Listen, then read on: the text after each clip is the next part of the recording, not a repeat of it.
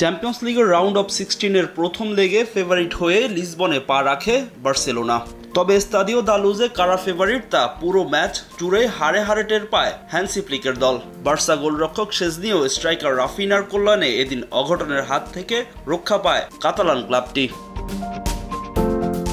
ঘরের মাঠে বেনফিকা যে কতটা ভয়ানক তা বার্সা টের পায় ম্যাচ শুরুর 1 মিনিটের মাথায়। স্বাগতিকদের কোনো মতে সামাল দেন বার্সা গোলরক্ষক। সুযোগ আসে ব্লগানাদের সামনেও। 12 মিনিটের মাথায় ট্রিপল সেভে বেনফিকার জাল অক্ষত রাখেন অ্যানাটোলি ট্রুবিন। প্রথমার্ধের মাঝ পথে বড় ধাক্কা খায় হ্যান্সি ফ্লিকের দল। নিজেদের ডি বক্সের বাইরে বেনফিকার স্ট্রাইকার পাবদিলিসকে ফাউল করে সরাসরি লাল কার্ড দেখে মাঠ ছাড়েন বার্সার সেন্টার ব্যাক পাও কুবার্সি। 10 জনের দলে পরিণত হয় স্প্যানিশ ক্লাবটি। তবে একজন কম নিয়ে লড়াই চালিয়ে যায় বার্সেলোনা। ম্যাচ জুড়ে আধিপত্য দেখালেও 26 শট নিয়েও গোলের দেখা পায়নি বেনফিকা। অবশ্য এখানে বড় কৃতিত্ব বার্সার অভিজ্ঞ পোলিশ গোলরক্ষক শেজনির। পুরো ম্যাচে তার রেকর্ড 8 সেভে অক্ষত থাকে বার্সার জাল। বেনফিকা না পারলেও সুযোগ হাত ছাড়া করেনি বার্সা। 61 মিনিটে ডিফেন্ডারের ভুলে ম্যাচের ডেডলক ভাঙেন দুর্দান্ত ছন্দে থাকা রাফিনিয়া। এই ব্রাজিলিয়ান এগিয়ে দেন সফরকারীদের।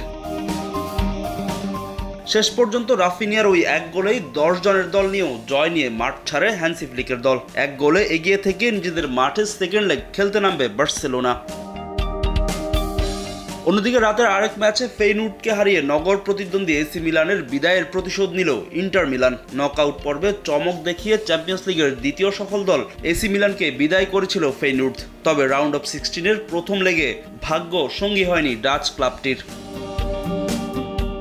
নিজেদের মাঠে এদিন প্রথমার্ধেই পিছিয়ে যায় ফেইনুর্ড। ম্যাচের 38 মিনিটে ইন্টার মিলানকে লিড এনে দেন মার্কাস থুররাম। দ্বিতীয়ার্ধেও নেরাজজুরিদের কাছে পাত্তা পায়নি ডাচ ক্লাবটি। 50 মিনিটে ম্যাচের দ্বিতীয় গোল করেন লাউতারো মার্টিনেজ। 2-0 গোলের সহজ জয় নিয়েই প্রথম লেগ শেষ করেছে ইতালিয়ান ক্লাবটি। ফাহিম ইসলাম, সময় সংবাদ।